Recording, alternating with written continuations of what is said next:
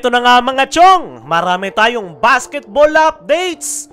Ricardo Ratcliffe, excited makalaban ang Barangay Ginebra. Good news para sa Barangay Ginebra, ang pagbabalik ni Jamie Malonzo. Ngayon nga na namang problema si Coach Tim Cone sa kanyang frontcourt position dahil sa pagkaka-injury ni Japet Aguilar ay meron ngang isang solusyon na paparating, which is itong si Jamie Malonzo. Dahil ayon nga sa nilabas na article ng Spin.ph, Jamie Malonzo ay sakgo ni Return to Ginebra active roster. At ayon nga mismo kay Coach Tim Cone ay after Christmas ay makapaglalaro ng araw si Jamie Malonzo. Hindi ito makakahabol sa Christmas game kontra Magnolia Hotshots, pero ang magandang balita ay makapaglalaro na ito after nyan. Matagal-tagal nga ring nawala itong si Malonzo para sa Barangay Ginebra matapos itong tamaan ng calf injury last season. At isang malaking boost nga para sa Barangay Ginebra ang pagbabalik ng nasabing high-flying forward dahil nangangailangan nga si Coach Tim Cone ng additional reinforcement pagdating sa frontcourt position.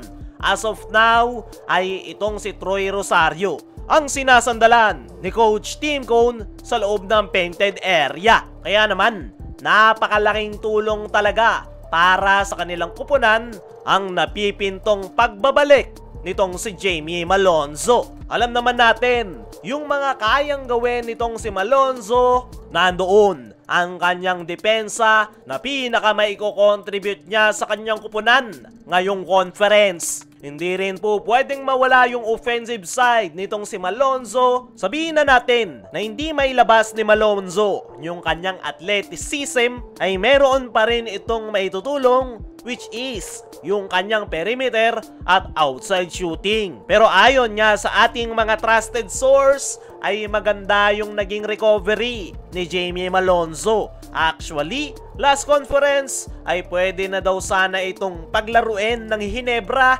hindi lang umabot noong PBA playoffs. At the same time ay nag-iingat nga yung Ginebra dahil ayaw nga nilang biglain si Malonzo, kaya para hindi na magpabalik-balik pa yung kanyang injury ay pinagpahinga muna nila ang nasabing forward at hindi muna pinaglaro sa mga unang games ng Ginebra ngayong conference. Para sa akin mga chong, ay malaki ang magiging impact ng pagbabalik ni Malonzo para sa Barangay Ginebra. Lalong-lalo na siguro kapag nakumpleto na sila sa ilalim kasama ni Troy Rosario at Japet Aguilar. Imagine nyo na lang kung gaano kalakas yung tatlong yan kapag nagsama-sama sa loob ng painted area. Paniguradong mas hihigpit yung depensa ng Ginebra dahil pare-pareho ngang shot blocker ang mga yan.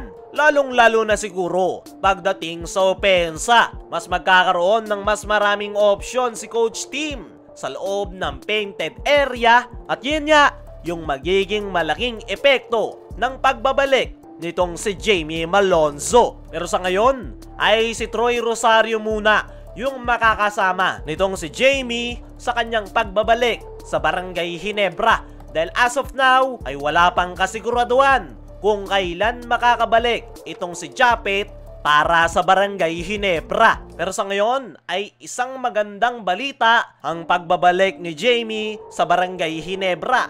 Isang laro na nga lang ang mamimiss nito at expected na sa January 5 kontra San Miguel Beermen ay ang magiging debut game ni Malonzo para sa Barangay Ginebra. At tingnan na lang natin doon kung magiging malaki ba talaga yung kanyang impact para sa kanyang kupunan. Dumako naman tayo dito sa kabilang balita. Ricardo Ratcliffe, excited makalaban ang Barangay Ginebra. Ito nga ang import ng Magnolia Hotshots na si Ricardo Ratcliffe ay gigil na makapaglaro sa kanyang first ever Manila Clasico sa darating na Christmas Day. Ayon nga mismo sa nasabing import ay looking forward nga raw ito na makalaban sa kauna-unahang pagkakataon ang Barangay Ginebra. Alam niya nga raw na ang Manila Clasico ang biggest rivalry sa PBA. Kaya naman, napakalaking araw ng kanyang panghihinayang na hindi niya nakalaban noon ang Barangay Ginebra matapos ang 2 stint nito para sa Star Hotshots noon.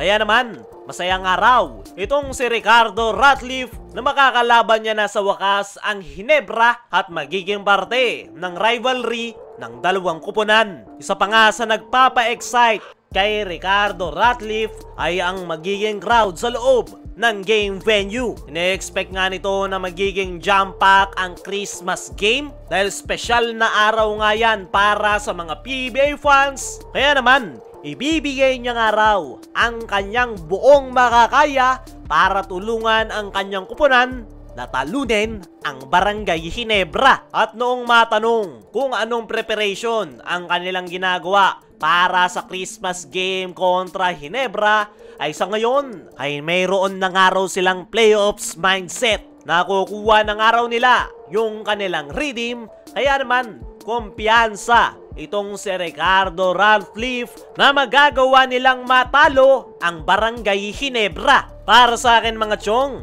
ay expected talaga na magiging jam-pack at classic ang matchup nitong Magnolia Hotshots at Barangay Ginebra. Dahil meron nga silang rivalry at tingnan na lang natin sa Pasko kung sino ang makakakuha ng panalo. Kaya mga chong, ano ang thoughts nyo sa sinabi nitong si Ricardo Ratliff patungkol sa Barangay Ginebra? Ano rin yung masasabi nyo patungkol sa good news patungkol kay Jamie Malonzo? I-comment mo lang dyan sa ibaba.